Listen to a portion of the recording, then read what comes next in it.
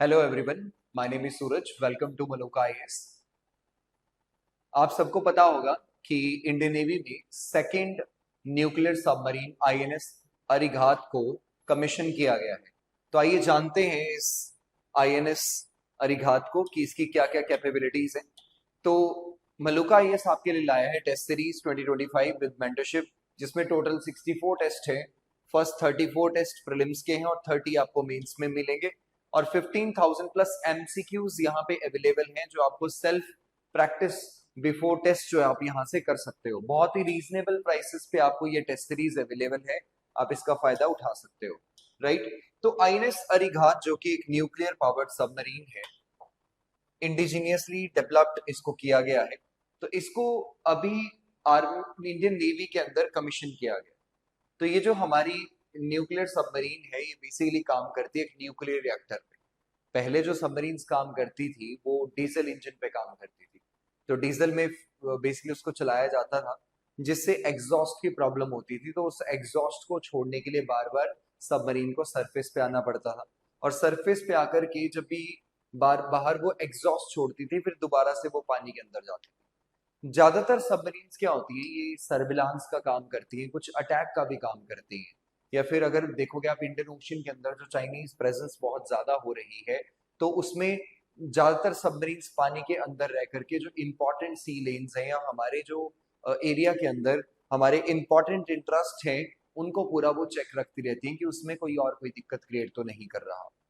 तो ऐसे में आईएनएस अरिघात को या इसके पहले आईएनएस अरिहंत को, जो न्यूक्लियर पावर्ड है, इनका मतलब ये होता है कि इनमें एक छोटा रिएक्टर लगा होता है, जिस रिएक्टर से इलेक्ट्रिसिटी डेवलप होती है, जहां से ये पूरी सबमरीन काम करती है।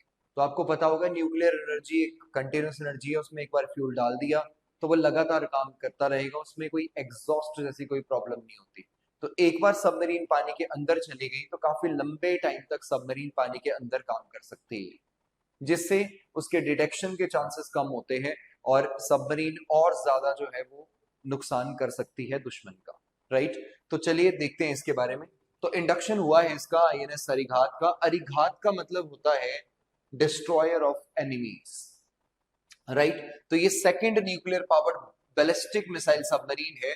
बैलिस्टिक मिसाइल्स ऐसी मिसाइल्स होती हैं जिनके अंदर रॉकेट इंजन लगा होता है। ये सबसे पहले एटमॉस्फेयर से बाहर स्पेस में जाती है, और जो वॉरहेड होता है इस मिसाइल्स के अंदर, वो ग्रेविटी की हेल्प से आकर के डिस्ट्रॉय करता है। जैसे आपने नाम सुना होगा, भारत में हमारे पास जो बैलिस्टिक मिसाइल्स हैं उसमें एक अग्नि मिसाइल है।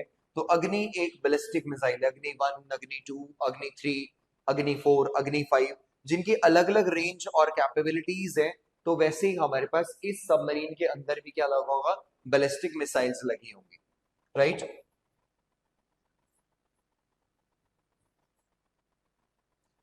तो इस सबमरीन के आने की वजह से इंडिया का जो न्यूक्लियर डेटरेंस कैपेबिलिटी है ये बढ़ेगा, और हमारा स्ट्रेंथन होगा न्यूक्लियर ट्रायड। अब ये बेसिकली होता क्या है डेटरेंस कैपेबिलिटी, मतलब कि देखिए अब ऐसा है कि न्यूक्लियर वेपन एक काफी इंपॉर्टेंट वेपन्स होते हैं। ठीक है। हमने भी न्यूक्लियर वेपन्स का टेस्ट किया, 1974 में किया था पोखरण 1, दूसरा 1998 में किया था पोखरण 2। अब मेन होता है इस न्यूक्लियर वेपन को डिप्लॉय करना। तो इसको डिप्लॉय एयर से किया जा सकता है, ठीक है, इसको लैंड से किया जा सकता है, अब इसके साथ में वाटर से भी किया जा सकता है। तो वाटर का मतलब क्या है, सिंपल एयर से कैसे करेंगे, एयरफोर्स यानी Su-30 MKI में हमने मिसाइल लगा दी और उसके अंदर वॉरहेड डाल दिया न्यूक्लियर। सेकेंड, लैंड के ऊपर अग्नि मिसाइल है, उससे लॉन्च कर सकते हैं। अब पानी में से हम क्या कर सकते हैं कि सबमरीन में से भी हमारी न्यूक्लियर पावर्ड जो मिसाइल है वो लॉन्च हो सकती है, जो दुश्मन को डिस्ट्रॉय कर सकती है।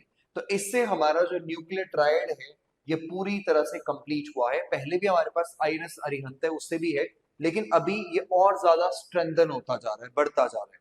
अब मान लीजिए अगर हमारे लैंड की एसेट्स और एयर के जो न्यूक्लियर एसेट्स अगर वो डिस्ट्रॉय भी हो जाते हैं, तो हमारे पास सेकंड स्ट्राइक कैपेबिलिटी भी बढ़ जाती है, यानी हमारी जो सबमरीन्स पानी के अंदर चल रही है तो वहां से मिसाइल लॉन्च हो सकती है, वो दुश्मन को डिस्ट्रॉय कर सकती है। तो इसको हम सेकंड स्ट्राइक कैपेबिलिटी के अंदर रखते हैं। राइट। सो यहाँ पे ये इसका पूरा फोटोग्राफ है, ये पूरी सेरेमनी यहाँ पे ऑर्गेनाइज की गई है। जिसमें आप देख रहे होंगे तो काफी टाइम लग जाता है सबमरीन्स को बनने में, कई सालों की ये मेहनत होती है। मेक इन इंडिया प्रोग्राम के थ्रू जिसको भारत में ही बनाया गया, डेवलप किया गया, हमारी इंडिजिनियस टेक्नोलॉजीज में यूज की गई है। और ऐसे में ये एक सेकंड न्यूक्लियर सबमरीन है। उसके पहले आपको मैंने कहा कि कौन सी थी, that is the INS Arihant. ठीक है, ये भी एक हमारी न्यूक्लियर पावर्ड सबमरीन है। तो डिफेंस मिनिस्टर राजनाथ सिंह इसकी कमिश्निंग सेरेमनी में प्रेजेंट थे। तो इन्होंने ये कहा कि आगे फर्दर हमारे इंडिया के जो न्यूक्लियर ट्रायड है और एनहांस करेगी न्यूक्लियर डेटरेंस को, उसके साथ में हेल्प करेगी to establish the strategic balance and peace in the region. अब पीस तभी, शांति तभी होती है जब आप खुद ताकतवर होते हैं। अगर आप ताकतवर हैं तभी शांति मेंटेन होगी। अगर आप कमजोर होंगे तो कोई भी आपको डराएगा, धमकाएगा। ठीक है, ये चीजें नॉर्मल चल सकती है। तो ऐसे में ये जो आईएनएस अरिघात है, तो अरिघात को जो शब्द है वो संस्कृत से लिया गया है, जिसका मतलब होता है डिस्ट्रॉयर ऑफ एनिमीज। सिग्निफिकेंस इसका ये है कि इंडिया के जो कमिटमेंट है अपने मैरिटाइम एरिया को प्रोटेक्ट करना, या फिर चाइनीज इन्फ्लुएंस जो पूरा इंडियन ओशन की तरफ हो रहा है, उसको भी ये काफी हद तक न्यूट्रलाइज करने में काफी मदद करेगी। तो एक तरह से सेकंड सबमरीन है आईएनएस अरिहंत क्लास का, उसी की ही अगली अरिघात आई है। कंस्ट्रक्शन इसका हुआ है स्पेसिफिकली 2017 से स्टार्ट हुआ था शिप बिल्डिंग सेंटर विशाखापट्टनम में। डिजाइन फीचर्स की बात करें तो डबल हल है और ब्लास्ट टैंक्स इसके अंदर है, और 2 स्टैंड बाय ऑक्सिलरी इंजन इसके अंदर है, और retractable thrusters for emergency power and the mobility. Power इसमें जो न्यूक्लियर पावर रिएक्टर लगा है वो 83 मेगावाट के आसपास की जो pressurise light water reactor energy generate करता है, जिससे ये काम करती है, ऑपरेट करती है। डायमेंशंस की बात करें तो 6000 टन्स के आसपास का इसका वेट बनता है, डिस्प्लेसमेंट है इसकी वाटर की। और ये 12 टू 15 नॉट्स तक की जो स्पीड है वो सरफेस पे, और 24 नॉट्स यानी कि 44 किलोमीटर पर आवर की स्पीड्स पे ये पानी के अंदर चल सकती है।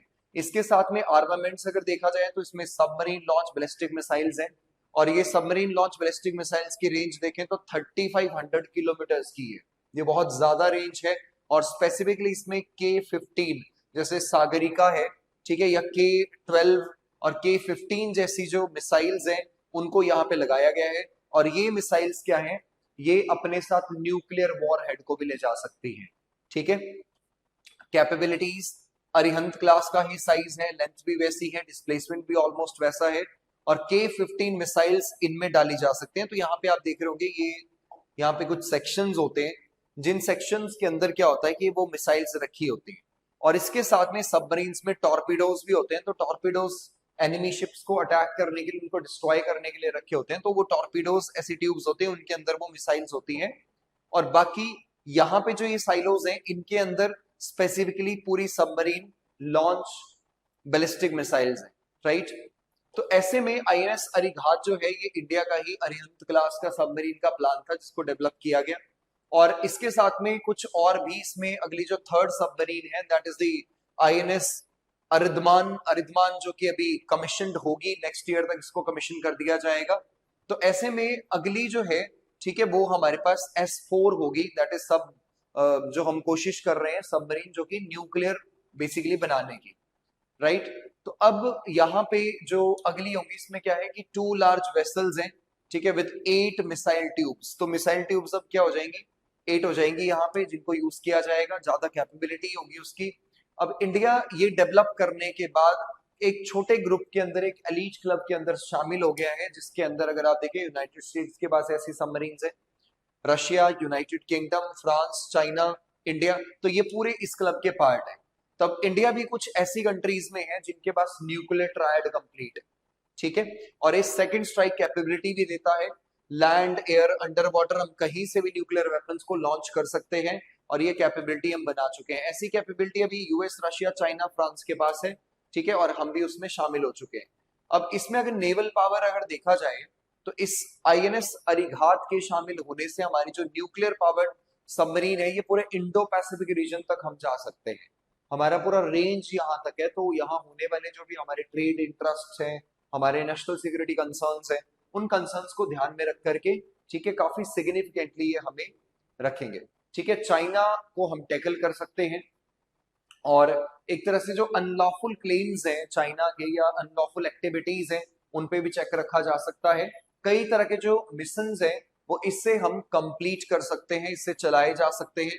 और ये जो एडवांटेजेस हैं, फर्स्ट एडवांटेज अगर आप देखोगे, nuclear triad capability. Nuclear triad मतलब now we can launch the nuclear attack from air, water and from the land also. Second strike capability बहुत सिंपल होता है, इसका मतलब ये है कि फॉर एग्जाम्पल हमारे भारत में जहां भी न्यूक्लियर वेपन्स हैं, अगर दुश्मन उन सारे न्यूक्लियर वेपन्स को डिस्ट्रॉय भी कर देता है, तब भी हमारी सेकंड स्ट्राइक कैपेबिलिटीज है, क्योंकि जितनी भी अलग अलग जगह पे हमारी सबमरीन्स घूम रही है, उन सबमरीन्स के अंदर अगर न्यूक्लियर मिसाइल्स पड़ी है तो वहां से हम सेकंड स्ट्राइक भी कर सकते हैं। अगर दुश्मन ने न्यूक्लियर अटैक किया भी, हमारे न्यूक्लियर वेपन डिस्ट्रॉय भी हो गए, तब भी वो भी नहीं बचेगा। तो that is called as the second strike capability. तो ये काफी क्रेडिबल और एक सर्वाइवेबल न्यूक्लियर डेटरेंस है, ठीक है, जो किसी भी अटैक को रोक सकता है, राइट। सो इम्प्रूव्ड मैरीटाइम सिक्योरिटी, पेट्रोल्स लगातार होंगे, बड़े लंबे टाइम तक पानी में रह सकती है, अंदर सरवाइव कर सकती है। एग्जॉस्ट इसको नहीं निकालना पड़ेगा क्योंकि एग्जॉस्ट होगा ही नहीं, तो इस वजह से इसके डिटेक्शन के चांसेस कम होंगे और ये सर्विलांस कर सकती है और कॉन्स्टेंटली हमें, ठीक है, डेटा प्रोवाइड कर सकती है, राइट। इसके साथ में नेवल डिफेंस ऑपरेशनल फ्लेक्सिबिलिटी काफी अच्छा है, और ये जो सबमरीन है ये डिफेंस कैपेबिलिटीज को काफी बढ़ाता है। कॉम्प्रिहेंसिव अप्रोच के थ्रू हमारी मैरीटाइम सिक्योरिटी और स्ट्रेटेजिक ऑपरेशंस को इंक्रीज करता है। एडवांस टेक्नोलॉजीज में यूज की गई है, ठीक है, इसके अंदर काफी एडवांस चीज को माना जाता है। रीजनल बैलेंस ऑफ पावर करती है इंडियन ओशन रीजन के अंदर, और इसके साथ में स्ट्रेटेजिक लेवरेज भी प्रोवाइड करती है। अब आगे देखा जाए तो अपनी, हमारा मेक इन इंडिया के थ्रू इसको बनाया गया है, हमारी इंडिजिनियस टेक्नोलॉजी है, काफी फायदा हमें ये लॉन्ग टर्म में देगी। टेक्नोलॉजी से हम और ज्यादा कॉम्प्लेक्स डिफेंस सिस्टम्स को बना सकते हैं, और डोमेस्टिक इंडस्ट्री तो बूस्ट करेगी। अब देखिए पूरी सबमरीन जब बनी होगी तो उसमें कई सारा स्टील लगा है, डिवाइसेस लगे हैं, एवियोनिक्स को यूज किया गया है, ये जगह जगह से आते हैं। जब अलग अलग जगह से इनको लाया गया, इसको असेंबल किया गया, तो हमारी यहाँ पे जो बेसिकली टेक्नोलॉजिकल एडवांसमेंट्स हैं वो भी बढ़ रही है, हमारा इंडस्ट्रियल बेस भी डेवलप हो रहा है। इस तरह की टेक्नोलॉजी जो काफी कॉम्प्लेक्स होती है, अगर ये इंडिया में बन रही है तो ऑब्वियसली हम धीरे धीरे अब और एडवांस टेक्नोलॉजी की तरफ जा रहे हैं, राइट। इंक्रीज्ड रेजिलियंस, ठीक है, ये भी एक तरह से अगर देखा जाए तो हमारा न्यूक्लियर वेपन्स, इसमें हम प्रिएम्प्टिव स्ट्राइक्स भी कर सकते हैं, ठीक है। और एक तरह से काफी फायदा हमारा इंटीग्रेटेड डिफेंस स्ट्रेटजी को भी इससे देखने को मिला है। So this is about INS Arighat, जो कि एक न्यूक्लियर पावर्ड सबमरीन है, राइट। तो आज का जो मेन का क्वेश्चन है वो ये, the commissioning of INS Arighat, India second nuclear powered ballistic missile submarine, represent a significant advancement in the countries defence capability, discuss the strategic, technological and the geopolitical implications of the development, how does it enhances the India's nuclear deterrence and maritime security, question mark. Also analyze the potential challenges and benefits associated with the increased reliance on nuclear powered submarines in India's defense strategy, right. तो ये जरूर attempt कीजिएगा ये question. तो Maluka IAS आपके लिए monthly magazine लाया है, to the point, that is basically for prelims 2025 फोकस। 29 रुपीज में अवेलेबल है, पीडीएफ हिंदी इंग्लिश दोनों में है, आप इसको यूज कर सकते हैं, ठीक है। तो आज के लिए इतना ही, थैंक यू।